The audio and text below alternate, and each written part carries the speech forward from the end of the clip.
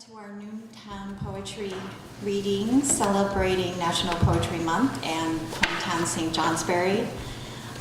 This is kind of running into the last week of our events.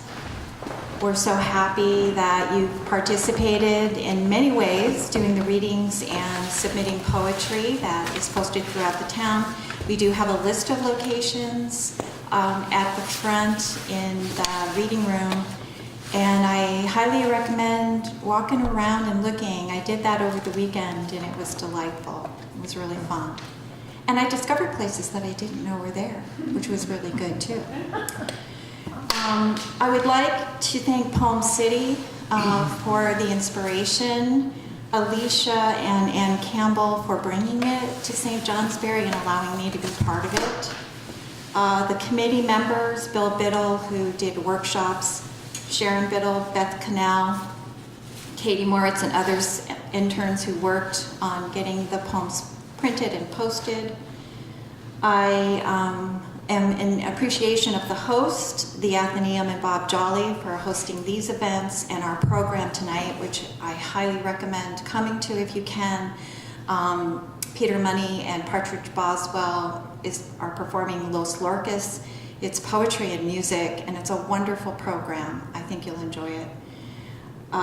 We thank the Tap Room for hosting a slam poet event with Jeff Hewitt, and Gata Nero, and for hosting a poetry gathering with Beth Cannell. And again, our program tonight at 7, Los Lorcas. The other events that will be coming up this week is we do have the reception for Poemtown Poets at Catamount Arts Friday from 5 to 7, and everyone who participated will get a chance to read their poetry and talk and meet with each other. And that'll be it until next year. Oh, Anne? Can I just amend that? It will be like the first 12 to 15 people that tell me they want to read will be able to read, because if we have all 75 people read, we'll be there all night. So, So true. Yes. Okay. Thank you for qualifying that. And as usual, I will give you a brief rundown on events coming here. The first Wednesday that will take place May 4th at 7 o'clock is the Memoir Boom, Who, What, Why. Dartmouth Professor Irene Candace will discuss why people like to write and why people like to read and learn about other people's lives. And again, that's May 4th at 7 o'clock. And in May 14th at 7, we want you to come to the Groovy Gala and Silent Auction. Celebrate the 60s with food, beer, and wine, music, and dancing. Tritium Wall will be here. Tickets are $40 or 2 for $75. Tickets are on sale here now. Get out those faded jeans and beads and your peace signs and come and have a wonderful time. So for today, as you know, each noontime reading member of the staff has hosted the first reading.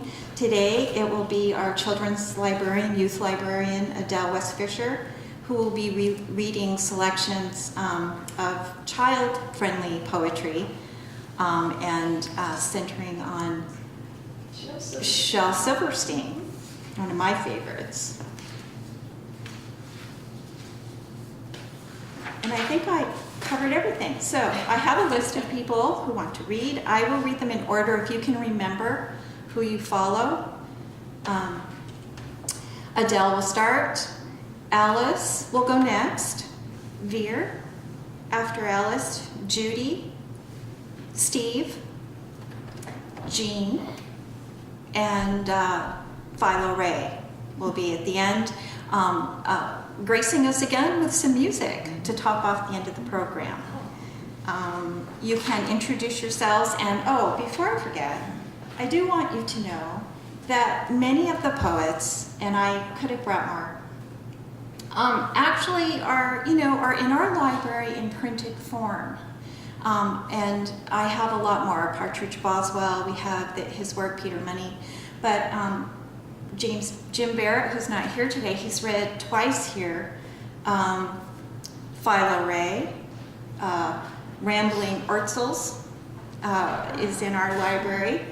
Louise, who hasn't read, but she has a book of poetry in our library.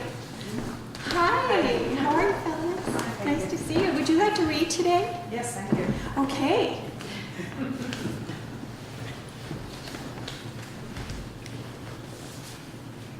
All right, you will be following Jean Morris, who is right here. Okay.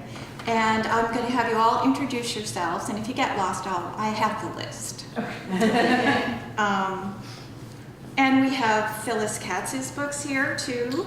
So, and Brooke Cullen, who is a member of the Northeast Storytellers, has a book here, and hopefully next year I can show many more.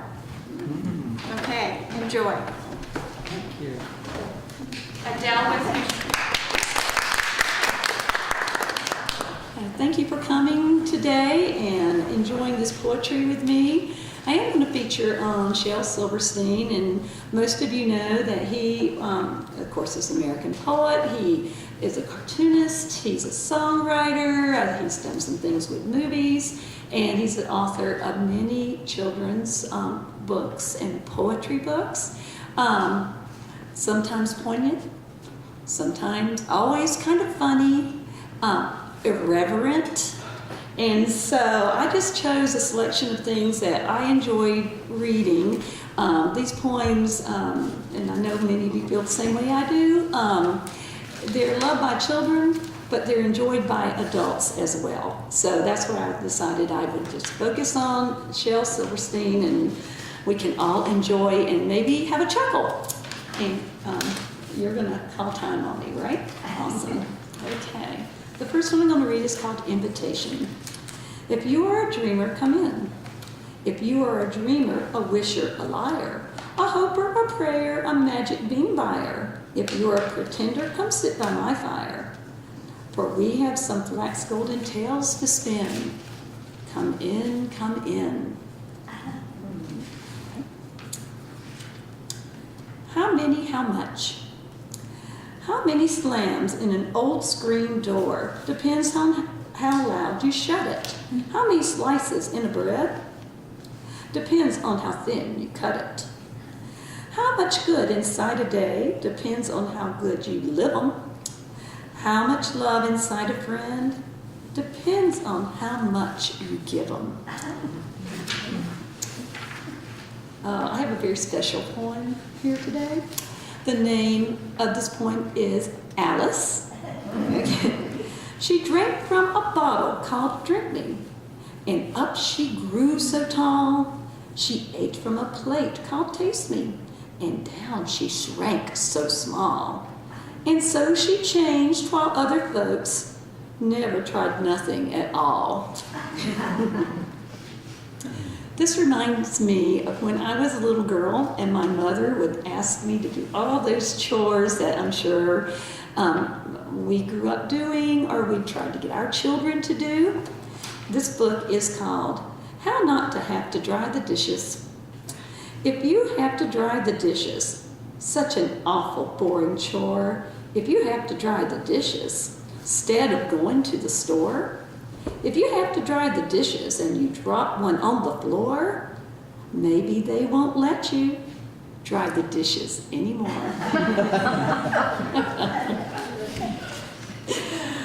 Okay, I have some fans out there. Okay, it's dark in here. I am writing these poems from inside a lion, and it's rather dark in here, so please excuse the handwriting, which may not be too clear. But this afternoon by the lion's cage, I'm afraid I got too near, and I'm writing these lines from inside a lion, and it's rather dark in here. Okay, this one gets a little irreverent. This is called Investigating. Professor Shore from Memphis State decided to investigate. just how the elephant's tail was tied onto the elephant's leathery hide. Well, while he was investigating, something happened so nauseating and so disgusting that I fear it just might make you sick to hear it. So let's just say Professor Shore doesn't investigate tails no more. You'll find surprises happen mostly when we investigate too closely. Listen to the mustn'ts. Listen to the mustn'ts, child. Listen to the don'ts. Listen to the shouldn'ts, the impossibles, the wants. Listen to the never-haves, then listen close to me. Anything can happen, child. Anything can be.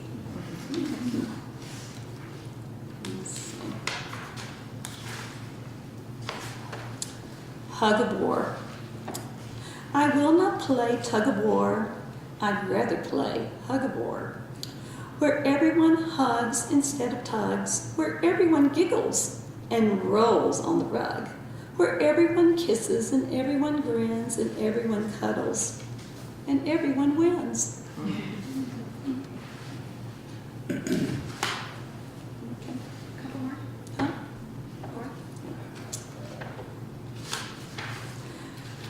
I think this must be a commentary by Shel Silverstein on television watching. I'll tell you the story of Jimmy Jett, and you know what I tell you is true. He loved to watch his TV set almost as much as you. He watched all day, he watched all night, till he grew pale and lean, from the early show to the late show and all the shows between. He watched till his eyes were frozen wide and his bottom grew into his chair and his chin turned into a tuning dial and antenna grew out of his hair. And his brains turned into TV tubes and his face to a TV screen and two knobs saying Vert and Horitz through where his ears had been. And he grew a plug that looked like hell. So we plugged in little Jim. And now, instead of him watching TV, we all sit around and watch him. Okay. Am I at the end? One more. Okay.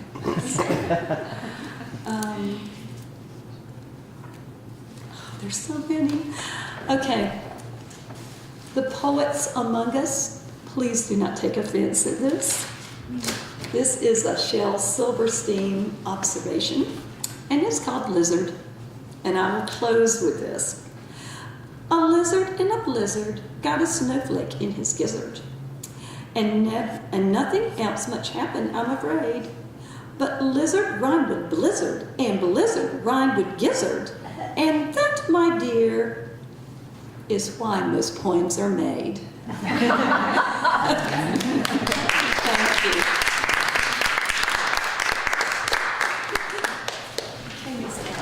Take it away. And again, I'm Alice Burnham. I'm a docent here at the library, at the Athenaeum. I have several, but I think I haven't read before. Bridges.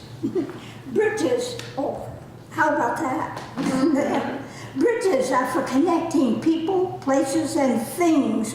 There are bridges for travel by foot, vehicle, or boat. There are wooden bridges, steel bridges, and bridges that float. There are bridges over roadways, tracks, and streams. There are arch bridges, Bailey bridges, cantilever, and suspension. There are truss bridges, foot bridges, too many to mention. Bridges are useful, artful, and heavily constructed. There's the overpass, the underpass, a viaduct, and more, but covered bridges still rate the high score. There are other bridges to be mentioned. There are bridges for glasses and bridges for teeth, a bridge on your nose, and a guitar bridge wreaths. Bridges are for connecting people, places, and things. There's a game called Bridge that connect people in fun, and would you believe we've only begun? There's a Bridge Weekly paper to keep us connected with neighbors, friends, and doings detected by editors, journalists, and hometown writers. Air photos that are geographically sound of villages, towns, and borders around. The photography is great and the stories unique. There are over 12,000 papers printed each week. Let's start building bridges of our own design that reach out to others and connect great minds. A hello or a hi, any greeting will do. A handshake could be a bridge for two. And a helping hand. It's supposed to be funny. My mission in life is to help those in need, whether rich or poor. As I was taking my morning walk, a cat was sitting at the door of a rather modest house, waiting to be let in to eat. I walked up and pushed the bell and ambled down the street. The cat's mistress then peeked out and saw no person there. She opened the door with some doubt. The grateful cat, with tail in the air, made a quick dash inside. The surprised mistress looked around and said, "Well, bless my hide, a smarter cat can't be found." But the sequel to this story. Once again, I took a walk up Main Street, feeling hip. Again, at that modest house, a cat was sitting on the step. Being brave, I rang the bell, and I didn't get very far. A lady appeared at the door and said, "Oh, there you are. Thanks anyway for caring. My cat is asleep on his mat, so I came at once to check again, but that's not my cat." I kind of, that parade came to be next. I'm going to read Rightfully Yours. Every human being has one, whether good, bad, or in between. Father, mother, daughter, son, others view us as we're seen. It can't be bought or given to you. It's based on all the things you do. It's not money, fun, or fame, nor your very own good name. This your dad proudly shared, hoping you'd be one who cared. We call this special preparation your very own reputation. You all have one. Is my time up? One more? Ooh. I just brought the whole shingling. I could read about April, but I think I should read about May. Yeah, find it.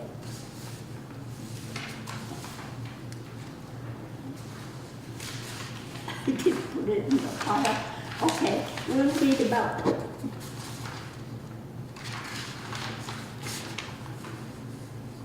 disturbed sleep. I was wakened one night by shrill sounds of fright. Maybe a cat fight, I would guess. Certainly a cat in great distress. Better check this out, as it bothered me, so I dashed to the window just to see. The neighbor's cat was cornered there by a skinny red fox with very short hair. I knocked on the window in the night storm.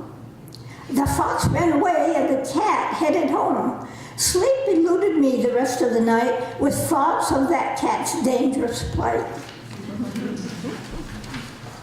I'll have to read the May one later. I'll find where I put it.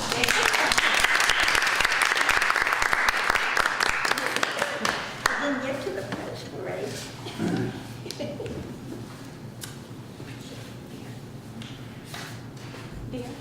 Oh, am I next? I'm sorry. It's okay. I was just thinking of Alice's reading made me think of something I saw on the public radio station I happen to like, which is over in Albany. On their website, they've got reference to a book of poems or something. I don't know if it's a book of poems or if it's a book about poetry, but the title is "The Soul is Here for Its Own Joy." And I think Alice's reading demonstrates that very well. However, mine is not like that at all. So I'm a little nervous about following her. Vera, can you move the microphone up a little bit? Oh, sure. Oh, can you? Is that okay? Okay, good. I want to start with, I was at a reading in Montpelier, and I want to start with something it's a new poem for me, and it's very short. I don't think I read it well, and I wanted to have another go. I have been exploring some darker stuff, especially about women and the culture that prevents women becoming artists and so on, the one I grew up in. And I would not believe for a second if you told me that that was not the case today, but you can go ahead and try, but that's, I don't believe that at all. But I had heard on BBC about they found some amazing, I think Egyptian materials, very ancient, at least I think 4,000 or 5,000 years old. Anyway, a lot of it is written on leaves, and I could not get over.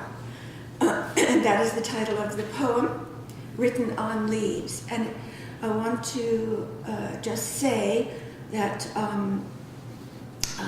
the allusions in this poem are, I mean, there's only one really, and it's to the repression of the feminine voice. Written on leaves, ink was therefore blood, pen the body, rocks, soil of many colors on the other side of this wall unreachable.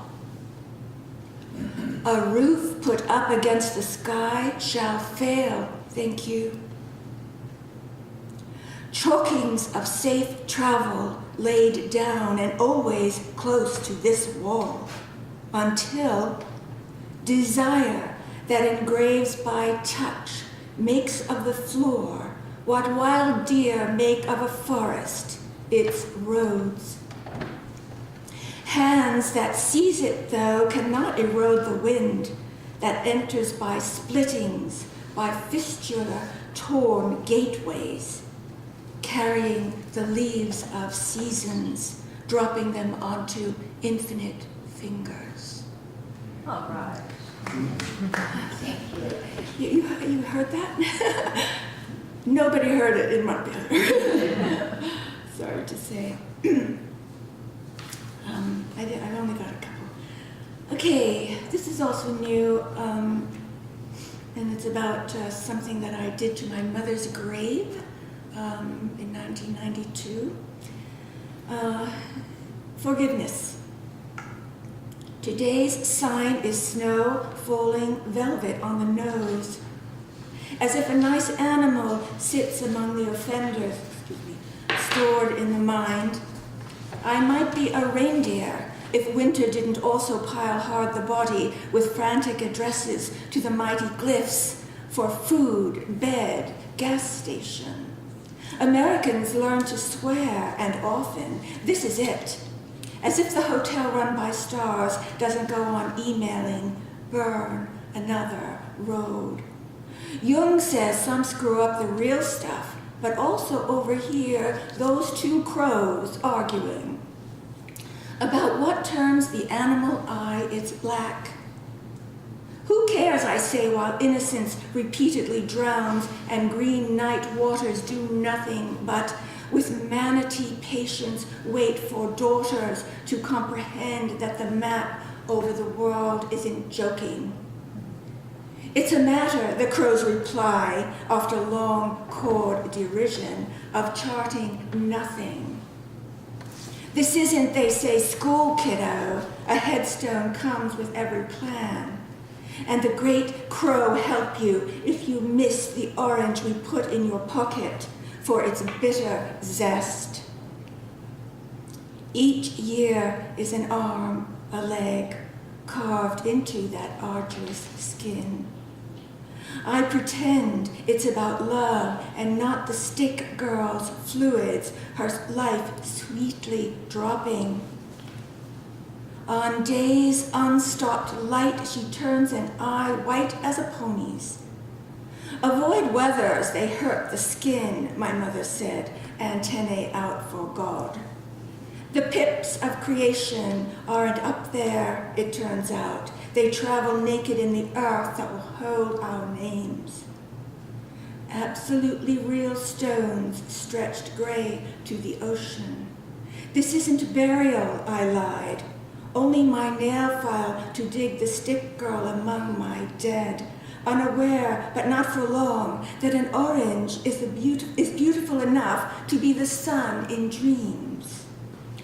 Silly, tender redeemer is the mind in part. Even in lines knifed, neon, sunburnt, root imagined things of real leaves, offering shade to absolutely real crows. Whoa. Thank you. Just two more. This is Releasing the Apple Tree, and it's I have written under there Lunenburg, Vermont, probably because that's where I was when this poem came to me. 1. Oh, Releasing the Apple Tree. Whereas this is something foresters actually do. They go into the regrown boreal and find the old apple trees left from when people had their farms in there, you know, and they all went to, in this poem, they all go to Sausalito, but, and they cut away the enclosing boreal and in order to release the apple tree. Okay, releasing the apple tree. 1. A night bird is mimicking bells. It's late in woods regrown along with their fat May orchids. Since extra suns, then the old couple, wept to their mathematical stone walls, where not blue jays can't fill our gizzards with pebbles for the long California road. So even the resurrection of trees is pinned to sacrifice. An apple branch in bloom, white in moonlight, stretches like a convict through bars out of a dark girdling I guess to be balsam. Some call this situation love. I don't tell the apple tree. Neither of us native, but fallen hereabouts, like two of the eerie living particles between stars that in any case cannot stay. Sepia, grandpa, in a Sausalito album, plies his snow glare axe, and slips of life fall unabsolved of the common ambition for long flower arms, arms that fit the sun. 2. Forester, come on, free her.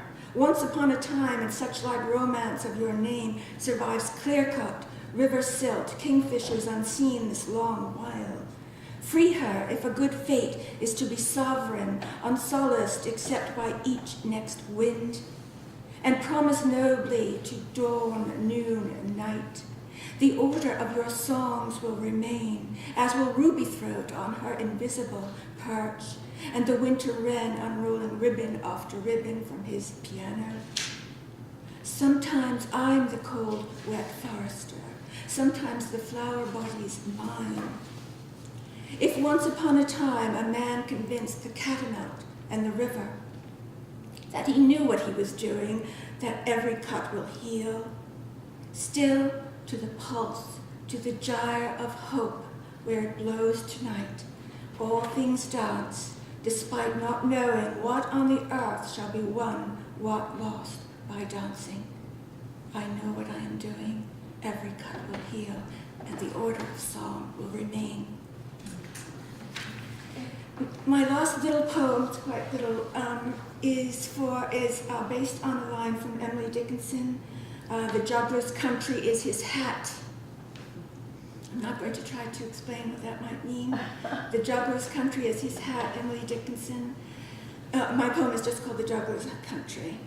But I'm hoping you can jump with me. This is more dreamlike than literary, probably. 1. Voice in flight, gravid. 2. Stamps like a hoof, plans alphabet shapes in time's white, cool river breath. 3. If so, cast blind, starting out in pieces with hands between wall and shadow, and wear outcast for a hat. 4. It was never entertainment, Arthur and love and doom, troubadours roaming like bees in summer, lostlings in winter. Sheltered, some could juggle, throw, catch. 5. Jugglers get a living from the moon. They mocked any song like redbreasts in a minor key. High lady and drab the same, wanting much, paying little. A monkey's life of pleasing.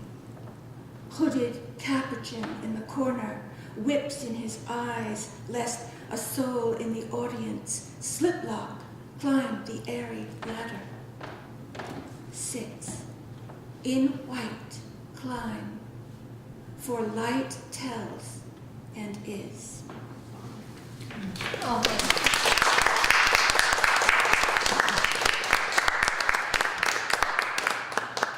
Am I supposed to introduce someone? Oh, Judy.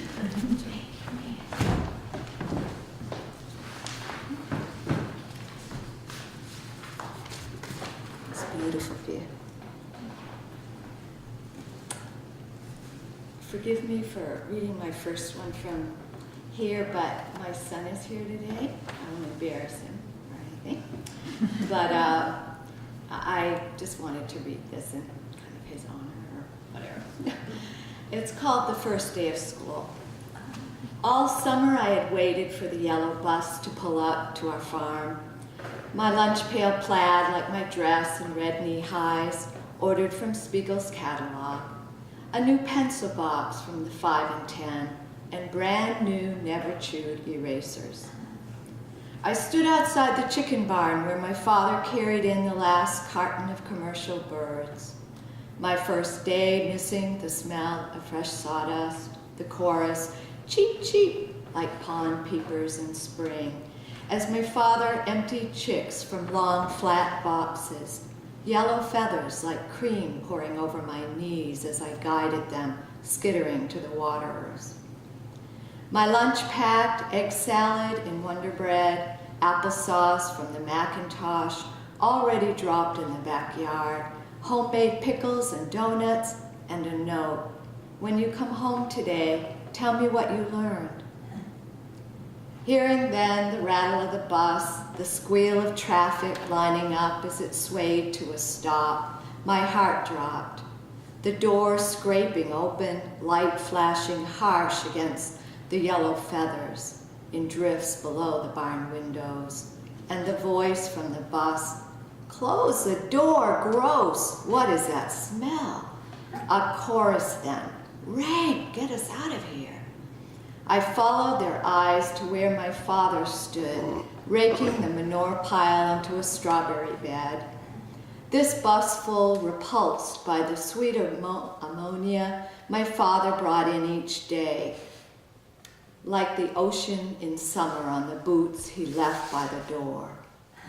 Clutching my lunch, unable to turn back or look up, I heard cheeping, and my feet skittered to some empty seat. Squeezing my pencil box between my knees, I crumpled the note into the crease in the bus seat, hoping by the time I got home, my father had spread the manure pile, knowing that would only make it worse. And here's one more about him. I've been kind of working on a collection or a series of poems about my father, who was in World War II, and wanted me to write about it for years, and I couldn't until he passed away, actually. This is called The Second Cutting. The sun unpacks its glare on the field Timothy, yellowing into brown, toasting new-baled hay and waves of uncut grass at tractor's edge. His forest cap, fading tan long after his landing, crossing Normandy, believing there was no making it, but making it. Making me believe unceasing vigilance will one day lift his cigar smoke beyond the clover, beyond me, barefoot, bending over to save one four-leaved green. And I'll balance it. This is one about my mom, and then I had one more that I didn't do last week. This is called Circles. You taught us to circle words in old books with no covers you kept in the corner beside the couch. I circled the A's, then the I's, then the ands and the so's, and as I learned to read new words, I searched for them in the already circled pages. I still see you in the kitchen chair you and Dad bought at the prison store. You said it would last forever. It held you, held the broken children you brought home to become my siblings, taught them to circle words, showed them hope, then care, then safe, how to hold the graphite, form a loop, start again. You taught my foster sister to discern words as music she'd never heard. Good, smart. Every syllable enhanced her frail face, her bony frame. Yet still a child, I cringed, misgivings of what could happen to you, and then leave me sitting in your straight-back chair, finding words for her to circle, play as I had learned, first with my hands, then with my heart. And this is the last one. I was just thinking, a little bit of a false here. This poem is called Of Salmon and Genetically Modified. So forgive me if I don't offend anyone, but I sort of have a passion around that. And I guess they modify them. There are a few different things are combined. The Chinook salmon, which causes them to grow 4 times bigger and eat 4 times more, eat all the food from the other one. An ocean pout, give them kind of an antifreeze effect. They can grow winter, summer, and then they're all female and they're sterile, most of them, they hope, or whatever. So this is my poem about that, of salmon and genetically modified. Of the streams shivering silver, glimmering moonbeams leaping from beneath the restless surface, airborne liquidity, muscling miles against elevation, against current, to get this far and not yet home. Cast upstream, grappled back, I learned as a child, our desire must match theirs. Set your hook against sheer propulsion, against their will, their hunger to mate, to spawn on natal ground. Of my son on second cast, who snags one, reels it in, little resistance, no fierce grace, no hunter prey. Too easy, I do not say. This is wild to him, this Trojan escaping the gene pool. Of its scales, dull wafers of light, serrated teeth, saw pit jaw, triple feeder, no instinct to breed. Small eyes bear the loss before it was born.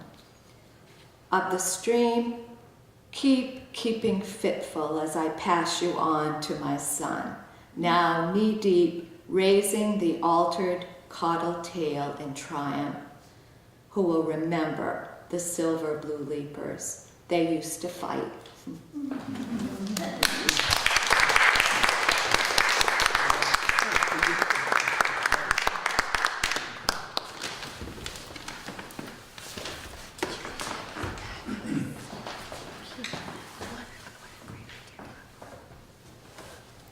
Is that good? Yeah. The theme this year for the Poemtown was listen, and I've got a poem that did get posted, so I got 2 poems. to that theme, and then I'll end with a love poem. The sound of the end. When the war to end all wars was not the grand finale, we went off to fight the big one, which only led to more. So from Normandy to Berlin, from Hanoi, Saigon, and on, to every place that soldiers go, one myth of death persists. You don't hear the one that gets you. Myths are myths because they're hard to prove, and the warriors of before are not calling back to say, I didn't hear that one coming. Which leaves us with the only way to know. And one fact of life remains, this is a dangerous place. Hazards of every kind are teaming up and closing in to head your way. So avoid the rifle crack, the whistle thump of mortar round. Do not attend high wind and tide, the flood of storm and lightning flash.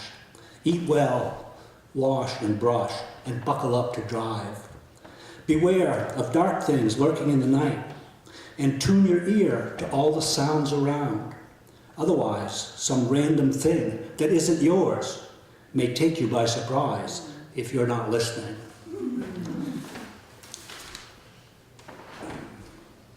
So here's the other one that was for the listen theme. It's a little philosophical. It's called Quantum Theory. When a tree falls in the forest with no one there to hear it, does it make a sound? You can explain it with science, philosophy, metaphysics, or even God. But coming to a consensus requires a quantum leap. You'll have to go and be there, like the main events in life. Go and watch for falling trees while you attend and really listen. And the love poem. I love it when, that's the title, I love it when. I love it when a poem's first line becomes the title. And I love the way a poem can make a line break in the middle. Yet tell a story so deep and well that infinity appears between the lines with room left on the page for the reader. But I love it most when a poem goes inside to touch the core of the way we feel about each other. Like now, I love it when.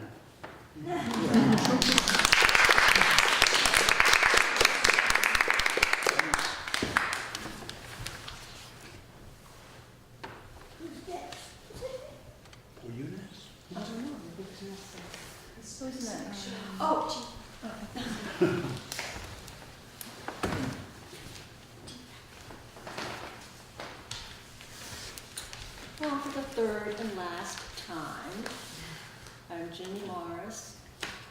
I'd like to thank all who had a hand in providing us with this chance to read. We don't often do it. I don't often do it. And it's good to be here where there are other people who also write. And I've met some people here that I would never have met before. And I'm happy for that. So, thanks. Okay, let me see.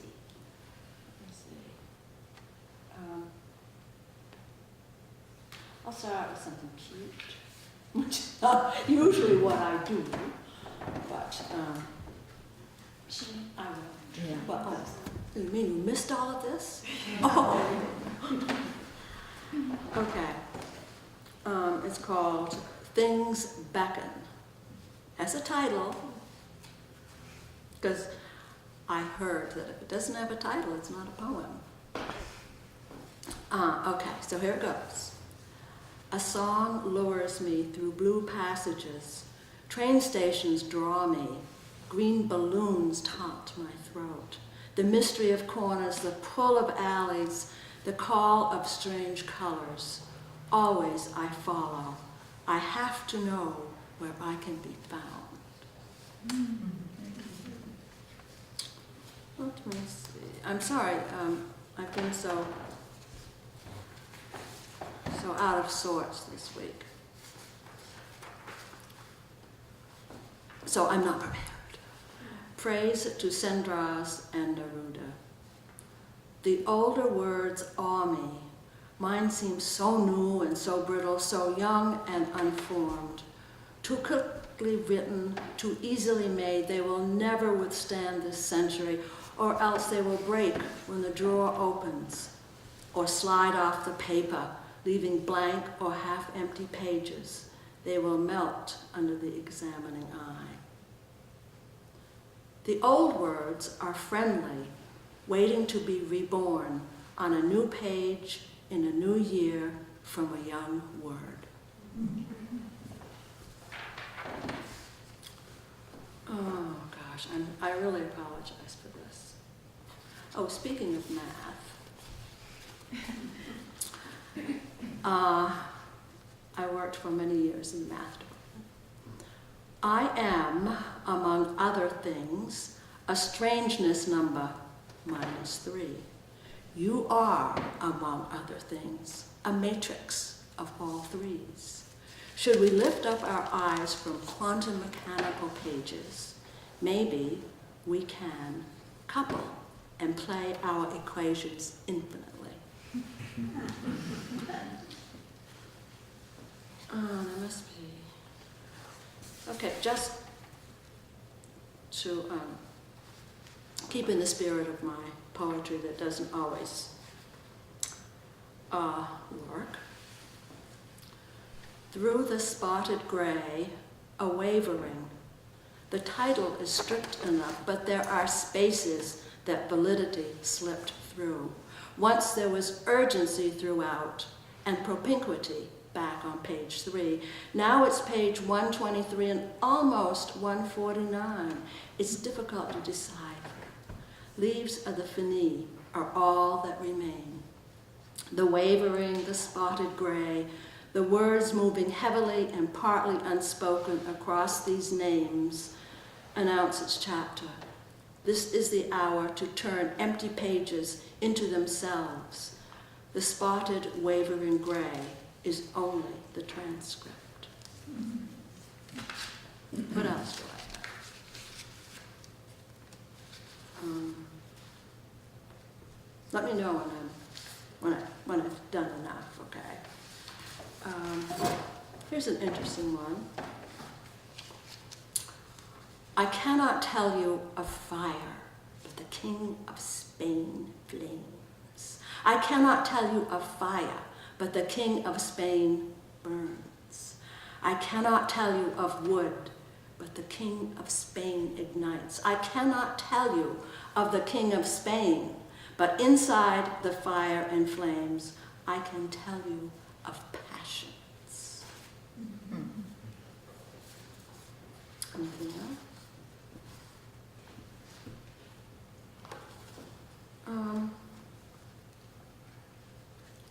There is one. Just want to read one. I don't know how many of you people remember Daniel Ellsberg,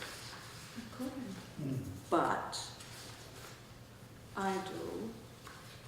And I was almost tempted to leave my job and go and work with him, for him, as my friend did. I can find her. Oh, yes. Back in 1968, remember? It's called For Mag. The gate bends, the gates bend, otherwise it could not be. It could not do otherwise, bending and bent. History bends gates that elsewise could not do. This bending reliability has no other course. Swell at will and lean into the reality of mornings and 4 clocks. It will do this, and the gate creaks history. 4 o'clock is real, and so is 9 o'clock, reliable 9 o'clock with its clangs and motion. History is nothing otherwise elsewhere, and the gate bending from history is waiting for 4 o'clock and 9 o'clock and their clangs. Otherwise, to all else, history could wait. Anything else? One more. Oh, this is going to be biblical. Oh, this one's neat. Come out now, woman. I have need of your words and word frames. The goings up and the comings down draw from subtle history an erratic graph on my memory. I have swallowed endless streets. I have stretched parentheses to infinity. And now the hour of the ledger assigns a blue number. My London flowers, all my London flowers wait silently in soil upon my wrist. Come out now, woman, and grow with me. Just one more little one I thought would be kind of wrapping up what I'm going to say. Oh yeah. It says, poetry slips from beneath a pencil without one's knowing. Maybe lead is really words, tightly bound outside wooden cells, waiting for release. Maybe it depends upon the holder of pencils.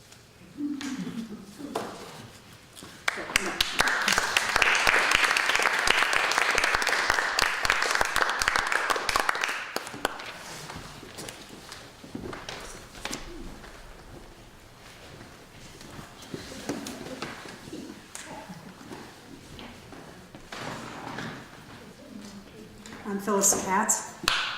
I live in Norwich, Vermont. This is a long climb to come up here. I'm sorry I've missed so many of the readings. I love reading here. I've done it several times. My first poem was inspired by Helen Macdonald, who is the author of Ages for Hawk, a book that I think some of you may have read. And she had an article in the New York Times Magazine section in which she talked about the murmuration of starlings. And a murmuration of starlings is something I've never seen. It's so many starlings flying together that people who have seen it think it's sort of some kind of a foreign space object or something coming in. They hear this sound and then they hear this great motion. And this is the poem I wrote for the prompt of Listen for this event in Poemtown. Like a murmuration of starlings.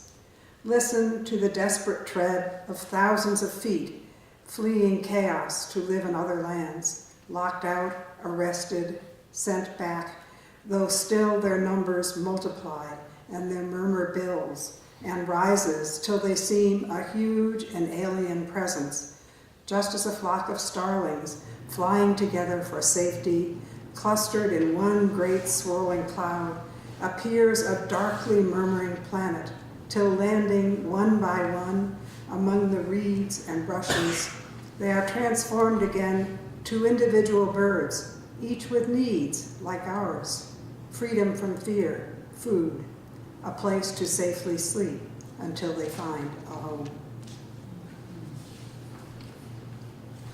And my second poem is called Purgatory. This is an ekphrastic poem, and that, I think most of you know, is a poem written about a work of art. This work of art happens to be from an exhibit at the Ava Gallery in Lebanon, New Hampshire, and the exhibit was of high school students from all over the Upper Valley, and quite amazing, some of the works of art that they had on display. I was very taken by a photograph, and the author, whose name was Noah Lynn, called his photograph Purgatory.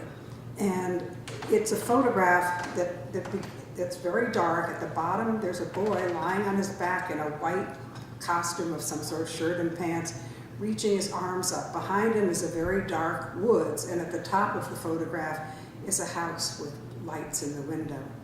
And he called this poem Purgatory. So here are my thoughts about this picture. Rather, he called this picture Purgatory. To get beyond it, Dante tells us, the lost must climb a terraced mountain and cleanse themselves of all their sins, a struggle on an upward path, away from darkness to reach illumination and transcendence, then travel up and out into the brilliant stars of paradise. But the way begins in darkness, in a woods, and through a gate of hopelessness, spiraling downward through fire into ice, black frozen hell of our despair. Times when we are fallen trapped inside the bleakness that possesses us, struggling for the way back to the light. So that's Purgatory.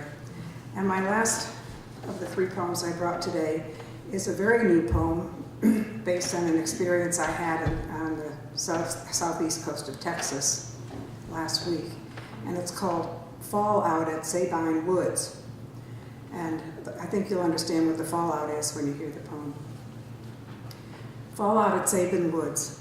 When I saw the great storm thundering off the coast from towering dark clouds, oh, then I knew the rain would batter down on thousands of birds flying for days from winter habitats across the Gulf of Mexico to summer breeding grounds.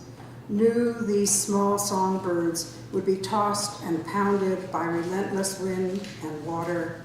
Knew some would not reach land, find safety in the waiting woods. When I saw the great storm had let go its force and turned away, I walked into the woods and found how hundreds of survivors had dropped into the trees and perched there glistening in the dark, wet leaves, like ornaments or bursting buds, blossoms, or ripe fruits. I did not know until I saw their rainbow colors lighting up the woods. Oh, how they would touch my sodden spirit, teach me to keep flying through a storm of loss and grief. Thank you all.